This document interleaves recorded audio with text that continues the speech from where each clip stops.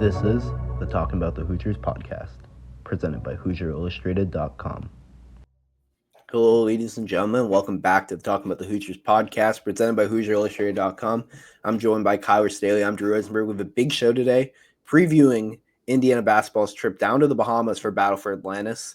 Quick note before we jump into anything, we are recording this on Wednesday night just due to travel. Kyler is going to be in attendance in the Bahamas for this, covering the games. So just because of that and just all around travel and just the hecticness of Indiana football at Ohio State, now is really the only time we were able to record.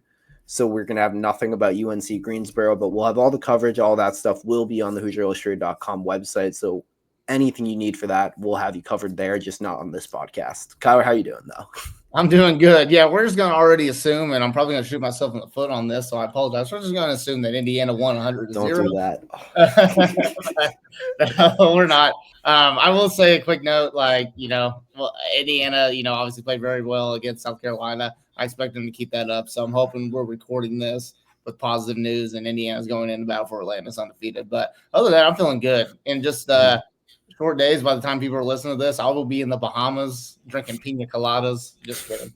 Probably not. I'm not really a pina colada guy, more of a margarita guy myself. But I'm excited for it. This is my first time being at Battle for Atlantis, being outside of the country. So it's going to be fun. I can't wait to cover this Indiana team and just a loaded lineup of games, really. There's really, really, really good games, really good field at Battle for Atlantis this year. So it's going to be fun. And it's going to be a battle. No pun intended. It's going to be a battle for all these teams. I think it's going to be a really, really fun feast week tournament. Yeah, I hate to break it to everyone, though. Kyler did mean that pun. It was 100% intentional. I know him well enough to know that was on purpose. But yeah, Indiana opens the tournament up. I think they play the first game of the tournament. Yes, against Louisville. They played each other last year, but this is a, completely different Louisville team. This isn't Kenny Payne's Louisville. So, I guess, Kyler, what have you kind of seen from Louisville or going into that game? What are kind of your initial thoughts?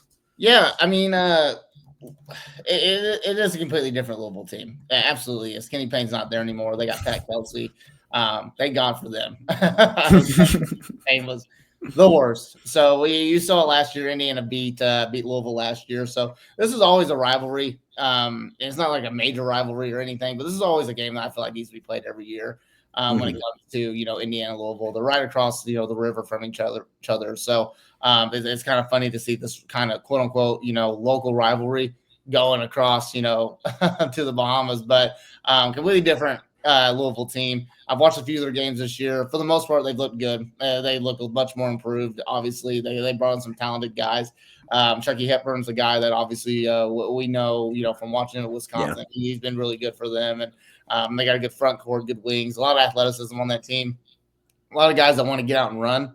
And so, but here's the thing, like Louisville, what I've seen, and I'll use the Tennessee game a few weeks ago as a perfect example of this. This Louisville team's still a work in progress. It's a new coach, it's all new players. There's not a single player from the team last year that's on this team, I don't think. So it's a lot of new players, a lot of new systems, and they're still trying to figure themselves out.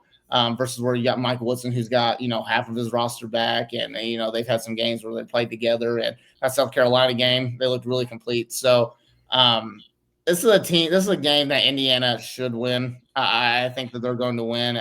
It'll be a battle at times. It's a style clashing game for a lot of things, but it's really just going to come down to can Louisville's playmakers at the perimeter make plays versus Indiana's backcourt defense. Can Indiana, use their strength when it comes to the front court, to make plays in that end. So it should be a good game. It's definitely a non-conference season-defining game for Indiana, I would say, because this is a game that people have circled because Indiana's non-conference schedule is not good, not good at all. This is a game where just like, hey, you've got to win this game and get at least one game here in the Bahamas. Get into the second round, the semifinals of the Bahamas, Battle for Atlantis. So this is a game that's very important for Indiana. Yeah, you mentioned Chucky Hepburn, that matchup, just seeing how he's a very good defender. I mean, Indiana fans definitely remember him from his time at Wisconsin, and just seeing how he matches up with Miles Rice and how, we saw Miles Rice against Nakai Zeeler in an exhibition. Miles Rice really didn't have a problem with one of the best on-ball guards in the country. Chucky Hepburn, I'm not going to say he's as good of an on-ball guard as Kai Ziegler, but he is very much in that conversation as one of the best in the country.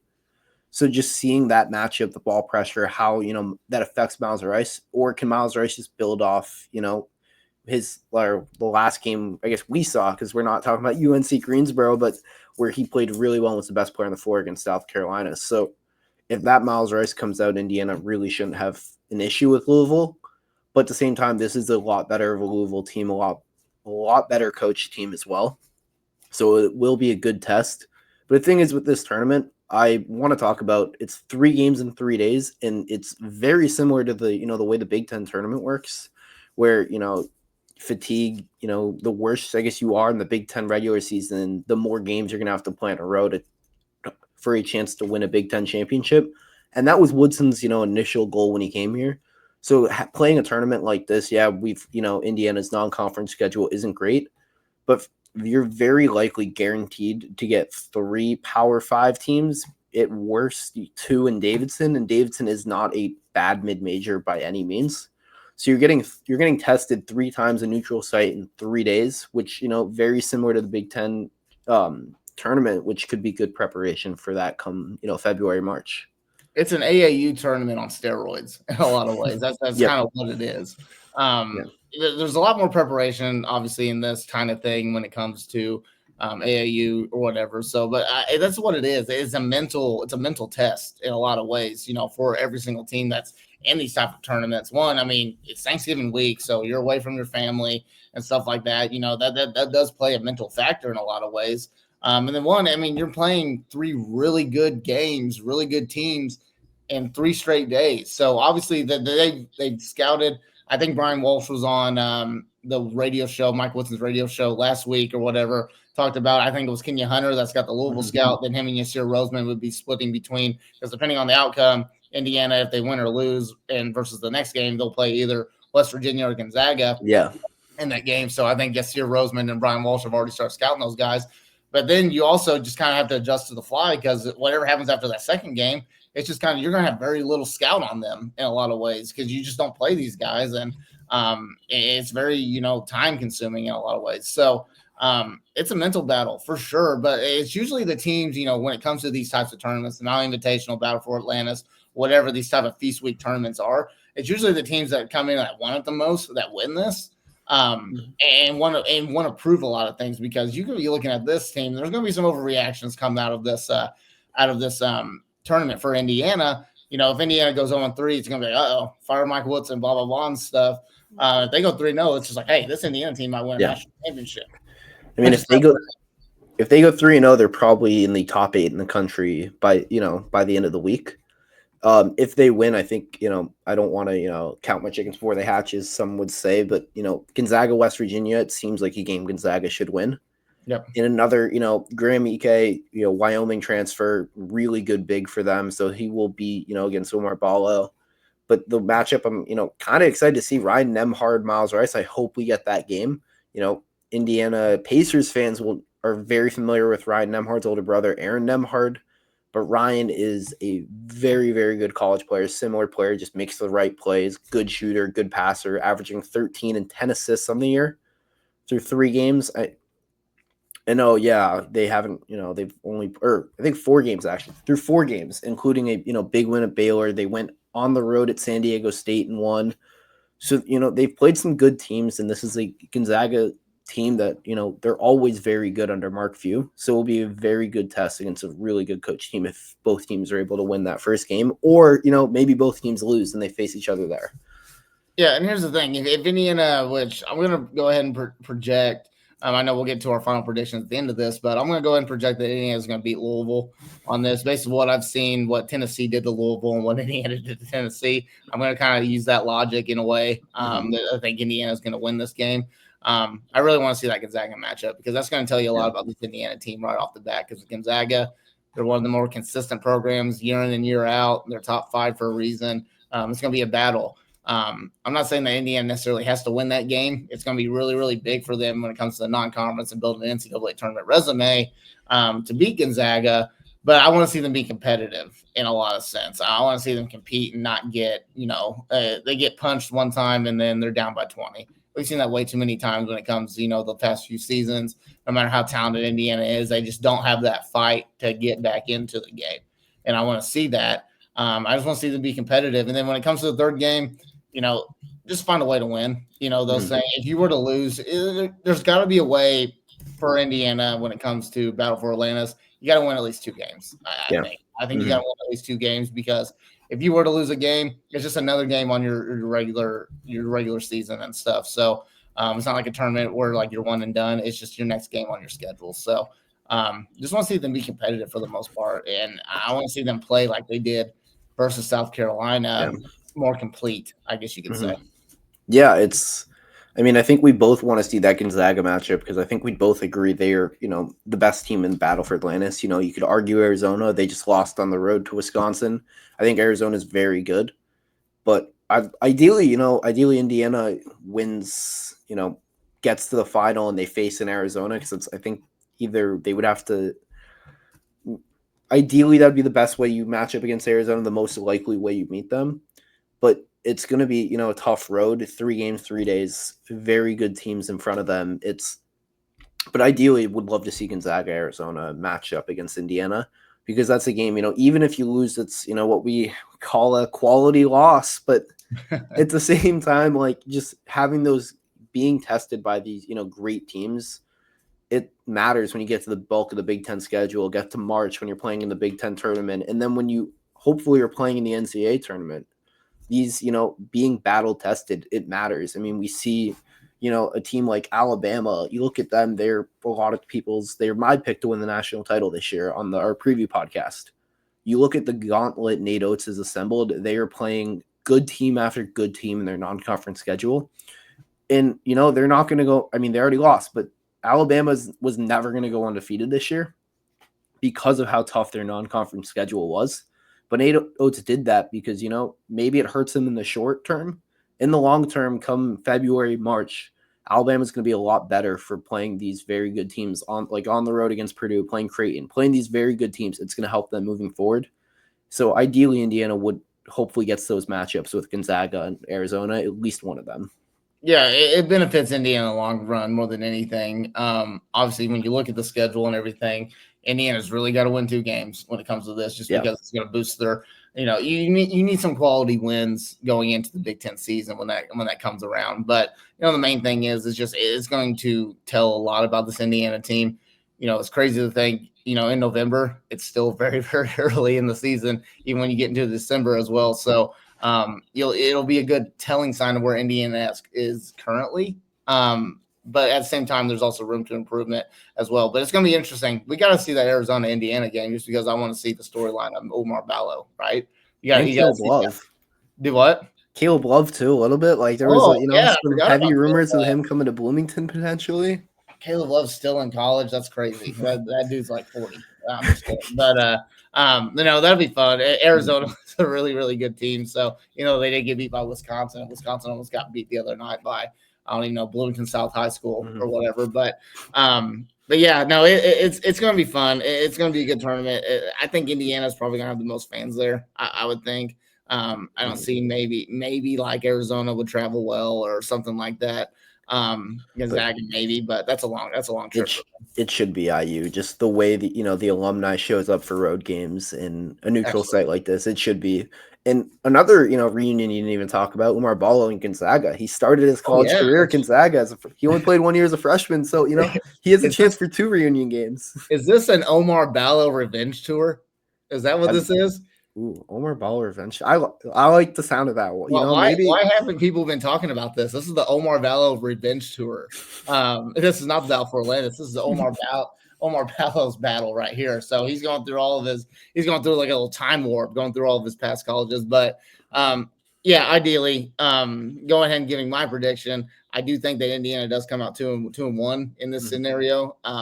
It's just hard for me, especially when it comes to these types of tournaments. It's just really hard for me to think that Indiana can win 3 straight games. They absolutely could. They got the talent to do it. And I think they're a little underrated right now still for what this team can accomplish. But I do think that they win at least 2 games, keep things nice and steady and stuff, continue to get better and better, take care of business in the non-conference slate. And then by the time it gets in the Big Ten, Indiana will be a lot better just because of playing in this type of event. Yeah, I hate to be boring. I have a very similar prediction. I think they beat Louisville. And then I think, either they lose to Gonzaga or, they beat Gonzaga and then maybe lose to Arizona. I think they go 2-1 as well. But if you beat Gonzaga, there's, I don't want to say very good chance, but them winning the entire thing is, it's very possible in that moment. And you win that, while it really doesn't mean anything, like it's a great thing to have on your resume. It's like, yeah, they won battle for Atlantis. Doesn't ultimately mean that much, but it is also a huge confidence boost because you never know. Maybe come March you face Gonzaga in the tournament or Arizona or one of the teams you beat, and you have maybe you have that mental edge over them come March. So it's a confidence thing winning that type of tournament. But Kyler, if you have Indiana going 2-1, who do you have winning the entire thing? I'd probably go Arizona. Here's the thing. Arizona's got a very, very easy side of the bracket. I ain't gonna lie. I mean, compared to what Indiana and Gonzaga got to go through, and Louisville, I'll throw that in as well. Compared to what those guys got to go through, I mean, that's tough. That's a back-to-back game gauntlet right there. But Arizona, really, Oklahoma, I don't even know how good they are this year. That's probably really their only like major opponent on that side. So that's really the only team they've really got to go through. But the good thing about these tournaments too is, I when it comes to Thanksgiving and stuff, these feast weeks, this is honestly one of my favorite weeks of the whole season, just because I love every single tournament. And there's a lot of upsets too. There's a lot of upsets, which is really, really fun and gets things going. And you find out teams are actually a lot better or a lot worse than what you think they are. So it's going to be fun. But yeah, I got Indiana, beating Louisville, probably losing to Gonzaga. I'll just say that just because on paper, you got to go with Gonzaga, I guess, in a way. But taking care of that third game, no matter who it is, just taking care of that and coming out 2-1 and, keeping things steady in that regard. Yeah, I have a similar prediction. I'm not going to say Arizona because you said it, but if you didn't say Arizona, would probably be my pick. Then I'll go Gonzaga. A little boring answer, but I just think, maybe being battle tested. Gonzaga having to play. I don't think West Virginia is that good of a team. They just got blown out by Pitt. I think if they match up with Indiana and they beat Indiana, it's like, all right, that's a good win. It's confidence versus Oklahoma's the best team on that side of the bracket other than Arizona. And Oklahoma's not bad by any means. I mean, they're undefeated, obviously, early in the year.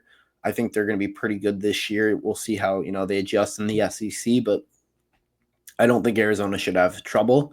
I think more likely than not, we end up with an Arizona-Gonzaga, championship. But at the same time, it's college basketball. A one-and-done tournament like this, we see it every year in March. On any given day, you can beat anyone.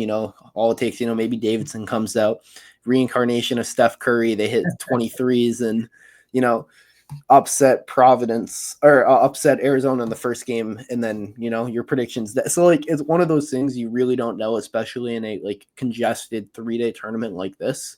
But for Indiana, it's just good to be playing. You get 3 quality games for the most part. At least 2. Should be 3. I hate to throw Davidson as a non-quality game, but Davidson, they haven't proven anything yet. Maybe I hope they prove me wrong and they prove to be a good team. But getting these, quality non-conference games on your resume is big come March when it's time for seeding. All I'm going to say this is we mentioned it. I'm going to be in the Bahamas. Last time Indiana was in this type of tournament was in Maui back in 2016. Yogi Ferrell's senior year, Thomas Bryant's freshman year.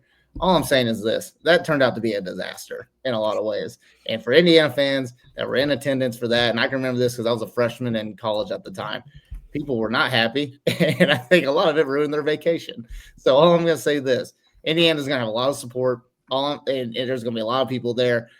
Hoosiers men's basketball team, do not ruin people's vacations. Just go out there and let's shock some people and win some games, and reward the people that paid all this money to go out here and see this. So Indiana wants the fans want a good basketball team. They're being spoiled right now when it comes to the football program. They want a really good basketball team. This team's as talented as ever. It's the most talented team that Mike Woodson's had. They have a chance to do some things.